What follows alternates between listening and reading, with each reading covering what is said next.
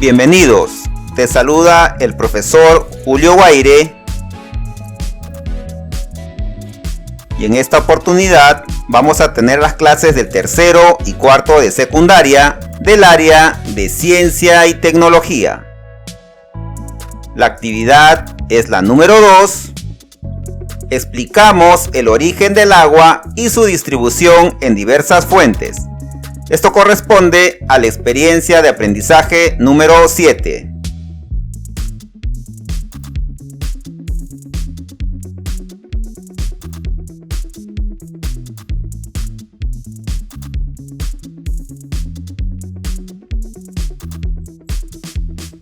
El propósito de aprendizaje del día de hoy es que en esta actividad identificaremos el origen del agua, su distribución en diferentes fuentes de nuestro país, como la lluvia.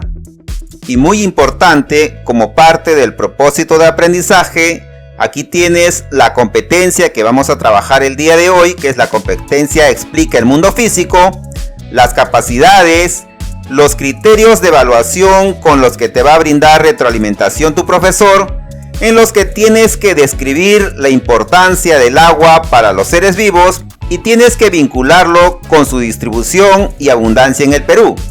También vas a identificar los factores que favorecen la generación de lluvia en el Perú y tienes que vincularlo con el ciclo del agua. La evidencia que vas a presentar el día de hoy es que vas a elaborar un organizador visual donde vas a explicar el origen, importancia del agua y los factores que favorecen la generación de lluvias. Iniciamos. Recuperamos los saberes previos. Paso 1. Aquí tienes que observar la imagen muy detenidamente y responder la siguiente pregunta. ¿Cuáles son las principales causas relacionadas con la disponibilidad y el acceso al agua en las ciudades y comunidades del Perú? ¿Qué crees tú? ¿Por qué no tienen acceso al agua todas las personas? Escribe lo que piensas o crees. Luego vas a contrastar con lo que vamos a aprender el día de hoy. Construyamos nuestros aprendizajes. Vamos a leer el texto El origen del agua y distribución del agua. Conocer el agua es comprender su origen, el rol fundamental en el funcionamiento del ambiente, la conservación de la vida en el planeta, el bienestar del ser humano y su distribución en la Tierra. La Tierra existe hace unos 4.500 millones de años y su materia se encuentra en constante movimiento y cambios. Al surgimiento de la vida antecedieron la evolución física y la química, que condicionaron el surgimiento de la biológica, pero no se detuvieron con ella, sino que coexisten. En estos procesos de la evolución química de la Tierra, se ha estudiado cómo se ha originado el agua en nuestro planeta. En la actualidad, se plantean dos teorías sobre el origen del agua en la Tierra, la teoría volcánica y la teoría extraterrestre. Veamos cada una de ellas.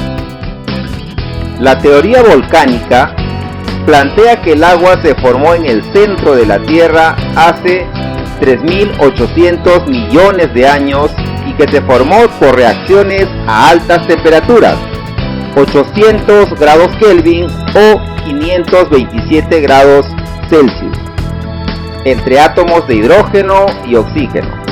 Las moléculas formadas por esta reacción fueron expulsadas a la superficie terrestre en forma de vapor por la temperatura a la que se encontraban. Algo de ese vapor de agua pasó a formar parte de la atmósfera primitiva.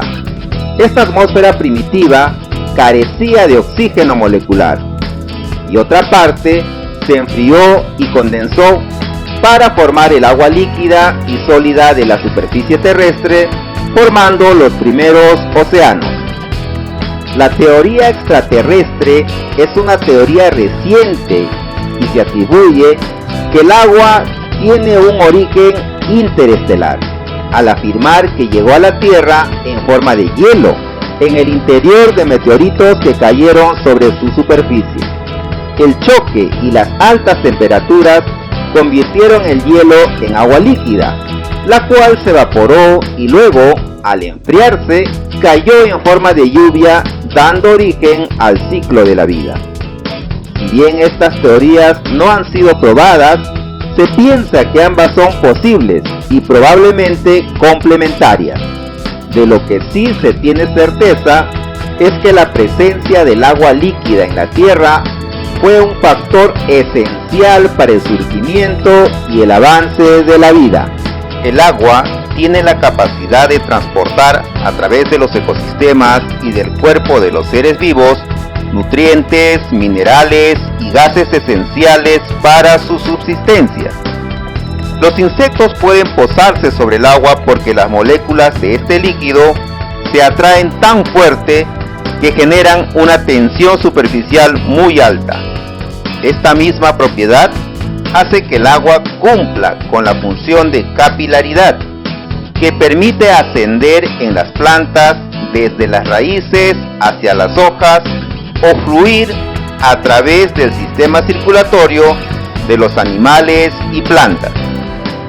El agua es la única sustancia en la Tierra que se encuentra natural y simultáneamente en forma sólida, líquida y gaseosa. Por esto se ve en un mismo lugar nubes, picos, nevados, glaciares, ríos y lagunas. El agua se encuentra en constante movimiento, interactúa con el medio, tal y como se aprecia al analizar el ciclo del agua. Es el mejor de todos los disolventes posibles. Esto significa que es un excelente medio para las reacciones químicas y en ella puede realizarse con mayor rapidez. Al ser menos densa, el agua sólida flota sobre el agua líquida, razón por la cual el hielo de los glaciares flota en el agua. El agua puede absorber una gran cantidad de calor sin que su temperatura aumente en la misma proporción. Esto la convierte en un regulador de la temperatura del ambiente, rol que ejercen los océanos con respecto a la temperatura del planeta. El agua forma parte primordial de los seres vivos.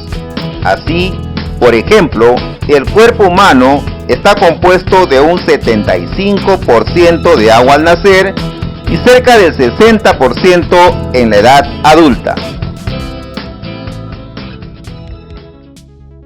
Paso 3. Respondemos las siguientes preguntas. A. ¿Cuáles son los sustentos de ambas teorías sobre el origen del agua?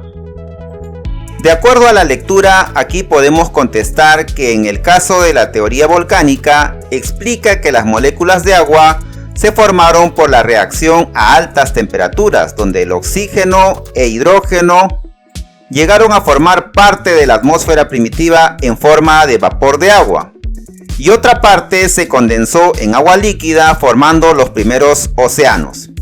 En el caso de la teoría extraterrestre, que dice que el agua llegó a la Tierra en forma de hielo en el interior de los meteoritos, y que también el choque y altas temperaturas convirtieron el hielo en agua líquida, dando origen al ciclo del agua. Puedes agregar un poco más de acuerdo a la lectura. B. ¿Por qué el agua se considera un requisito esencial para la vida?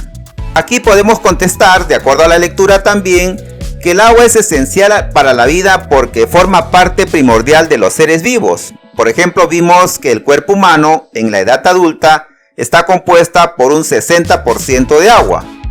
También es esencial para el transporte de nutrientes, minerales y gases, tanto en plantas y animales.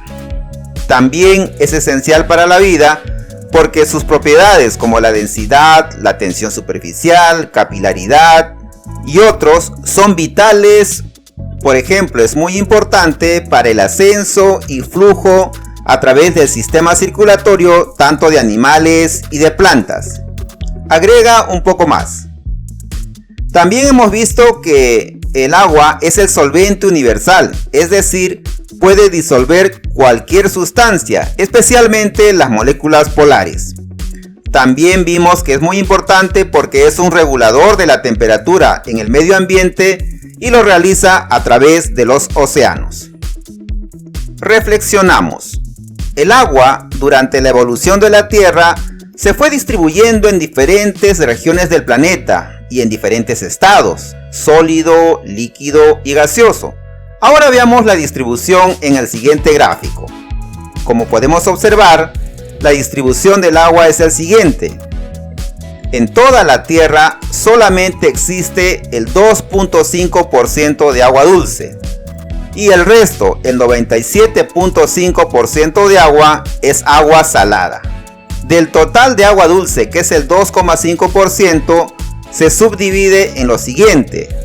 Solamente el 0,3% es agua superficial, es decir, que está en lagos y ríos. El 30.8% del agua dulce corresponde a agua subterránea, la humedad del agua, pantanos y humedad atmosférica. Y miren, el 68,9% del agua dulce se encuentra en los glaciares y casquetes polares. Paso 4. Respondemos. Según la cantidad de agua distribuida en la Tierra, ¿cuáles son las menos utilizadas por el ser humano para satisfacer sus necesidades? ¿Por qué? Aquí podemos contestar que el agua salada, que corresponde al 97.5% del agua en la Tierra, es la menos utilizada justamente porque contiene sales y es muy difícil la separación. Pero ya existen algunos métodos para desalinizar el agua de mar, pero son muy pocos países que lo utilizan porque son muy costosos. Tomemos en cuenta que el agua que hay en la atmósfera puede alcanzar los 12.900 kilómetros cúbicos, y si éstas se precipitaran sobre la superficie de la Tierra al mismo tiempo, nuestro planeta quedaría cubierto por una capa de un poco más de 2 centímetros de profundidad. Recurso hídrico en el Perú. El Perú es el país de mayor disponibilidad de agua dulce en América Latina y ocupa el 8º lugar a nivel mundial en recurso hídrico, que se encuentra distribuido en diferentes fuentes de agua dulce. Paso 5. Leemos el texto. Fuentes del agua en el Perú. La diversidad de fuentes de agua en el Perú, o hidrodiversidad, se indica en el siguiente cuadro. Por favor, veamos el cuadro 1 de las principales fuentes de agua. Ahí podemos observar la cantidad de ríos, lagunas, glaciares y aguas subterráneas con los que contamos. Identifica también las vertientes en cada una de las fuentes. Y también puedes observar la unidad en la que se mide la cantidad de agua, en millones de metros cúbicos. También son fuentes alternativas de agua las desalinizadas del mar, residuales del agua, el agua de lluvia y la humedad atmosférica. Veamos cada uno de ellos. Aguas desaladas. Como vemos en la imagen, el país cuenta con un gran potencial para la desalinización de agua de mar con fines agropecuarios, industriales y mineros. La primera planta desalinizadora de agua data de 1966 y fue instalada en Moquegua por una empresa minera. Otra planta en Chincha, cuyas aguas se utilizan en el centro minero Milpo, que incluye el consumo humano.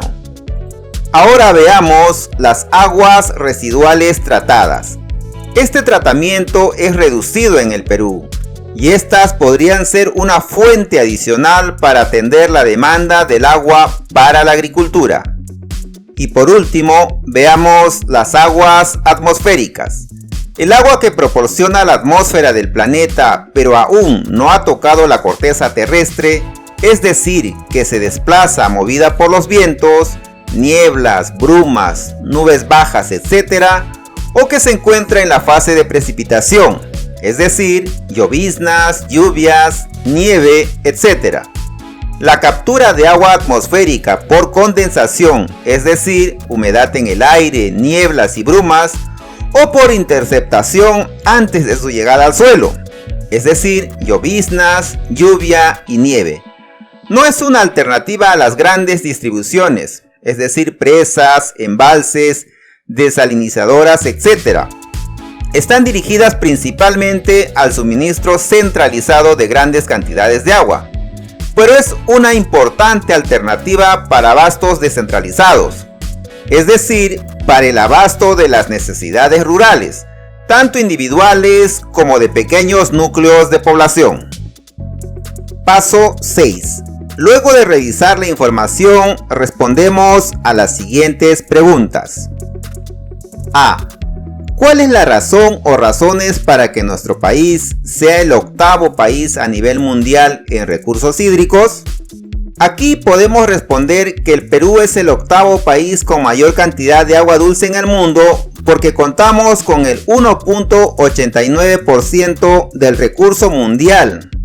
Y también poseemos 1007 ríos, 159 cuencas y 8.355 lagunas, y que son de estas fuentes naturales de donde proviene el agua que utilizamos para generar todo lo que nos rodea, es decir, cultivos, industrias y lo que usamos en nuestros hogares. B. ¿Qué fuente alternativa podrías considerar para abastecerte de agua? Recuerda que vimos 3 fuentes. En mi caso, yo podría utilizar las aguas grises para el uso en jardines, es decir, las aguas residuales tratadas. Tú tienes que escribir según sea tu caso. Por ejemplo, si vives en algún lugar de la costa donde hay alguna empresa que desaliniza el agua de mar, podrías poner como una fuente alternativa. O si vives en una zona donde hay mucha niebla, nubes bajas, lloviznas, también puedes considerar la otra alternativa, que es las aguas atmosféricas. C. ¿Por qué un país como el Perú, que tiene una relevante hidrodiversidad, no puede dar respuesta a las necesidades de las poblaciones con déficit hídrico? Aquí podemos responder que el Perú es uno de los 20 países más ricos del mundo en agua dulce. Sin embargo, no puede responder a las necesidades de la población porque el agua dulce se encuentra distribuido de manera heterogénea, es decir, en diferentes partes de nuestro territorio, y que no se ubica necesariamente en los lugares donde existe mayor demanda. Por ejemplo, en la costa peruana o región hidrográfica del Pacífico se encuentra el 64.9% de la población y solo se dispone del 1.6% de agua. Esta distribución asimétrica de la población, la escasez de lluvia a consecuencia del cambio climático, son algunas de las causas del déficit hídrico. Puedes completar algo más en cada pregunta. Veamos ahora la lluvia, su obtención en el ciclo del agua. El agua obtenida de la lluvia es una fuente de recurso hídrico. Si no es aprovechada para su uso posterior, pasa a otras fases y componentes del ciclo hidrológico. En nuestro país, el funcionamiento de este ciclo depende de la interacción entre la atmósfera, el océano, los Andes y la Amazonía. La cordillera de los Andes, que posee glaciares tropicales de alta montaña más extensos del mundo, es la columna vertebral de la región y el origen de los fenómenos que hacen que se cuente con un ciclo del agua con gran dinamismo y abundancia, que permite suministrar de agua a la población. Además, por su gran magnitud constituyen una barrera natural que intercepta tanto los vientos provenientes de la Amazonía, cargados de humedad, producto de la evapotranspiración de la selva. Esta barrera genera la abundancia de lluvias que se filtra en el suelo, se escurre por la superficie del terreno y es interceptada por la vegetación o se acumula en los glaciares en las cumbres nevadas. El agua que se infiltra puede ser absorbida por las plantas, convertidas en agua subterránea o fluir lentamente hacia ríos, lagos, mares u océanos. el agua subterránea que fluye en conjunto con el agua que escurre sobre el terreno y la que resulta del derretimiento de los glaciares, conforma la escorrentía, es decir, las corrientes que forman la red hidrográfica y que finalmente drenan al mar para completar el ciclo. Paso 7. Responde las siguientes preguntas. A. ¿Cuáles son las características de nuestro territorio que favorecen la generación de lluvia? Como vimos en la lectura, las características que favorecen la generación de lluvias es la cordillera de los Andes, que poseen glaciares tropicales de alta montaña que son los más extensos del mundo y son los que originan los fenómenos que hacen que se cuente con un ciclo del agua muy dinámico y abundante, ¿no? Vimos también que la barrera que generan esta cordillera retiene los vientos que vienen de la Amazonía cargados de humedad, y esto a la vez genera abundante lluvia que se infiltra en el suelo o escurre por la superficie y a la vez esta se convierte en agua subterránea, o también puede fluir lentamente hacia ríos, lagos, mares u océanos. Escribe algo más al respecto. B. Durante ciertos periodos se produce la escasez de lluvia. ¿De qué manera es compensada esta ausencia en la naturaleza? Aquí podemos reflexionar un poco. ¿Qué pasa en algunas zonas cuando hay escasez de lluvia? Podemos responder, la ausencia de lluvias hace que la naturaleza se adapte a estas condiciones. Como por ejemplo, podemos tener adaptaciones en vegetales. En los desiertos, las hojas normalmente de las plantas son pequeñas y fuertemente cubiertas con material impermeable, es decir, para que eviten la pérdida excesiva de agua. La mayoría de las plantas de los desiertos son de color gris verdoso para reflejar la luz del sol y evitar que se sobrecalienten. En estas zonas, las plantas se han adaptado para que sus raíces aprovechen la mayor capacidad posible de superficie. También hay ejemplo de algunos arbustos que tienen largas raíces que buscan alcanzar las aguas subterráneas. También hay plantas que se han adaptado en sus hojas o tallos muy gruesos, por ejemplo las suculentas, que pueden almacenar agua durante largos periodos secos. Aquí también podemos hablar acerca de las adaptaciones que han ocurrido en animales en zonas donde no hay lluvia. Por ejemplo, en los desiertos los animales tienen adaptaciones fisiológicas y anatómicas para las épocas de sequías. Por ejemplo, la mayoría tiene la capacidad de sobrevivir sin beber agua. Muchas especies solamente son activas durante la noche, cuando la humedad es mayor y la temperatura es menor. También se sabe que en las zonas desérticas los animales ectotérmicos, es decir, animales de sangre fría, son de colores pálidos para reflejar la luz solar y así evitar el sobrecalentamiento. Podrías agregar algunos ejemplos más de cómo la naturaleza compensa la ausencia de agua o escasez de agua. Llegamos a la parte final aplicando lo aprendido. En esta oportunidad vas a elaborar un organizador visual donde vas a explicar 1. El origen, segundo, la importancia del agua, y también vas a explicar en tu organizador los factores que favorecen la generación de lluvias. Aquí te mostramos un ejemplo que también puedes descargar en el primer comentario para que te sirva de ayuda y puedes completar con más conceptos. Como siempre, también te animamos a autoevaluarte en las competencias que hemos trabajado el día de hoy. Esto te ayudará a saber cómo es tu avance y a ir mejorando. Nos vemos la próxima semana.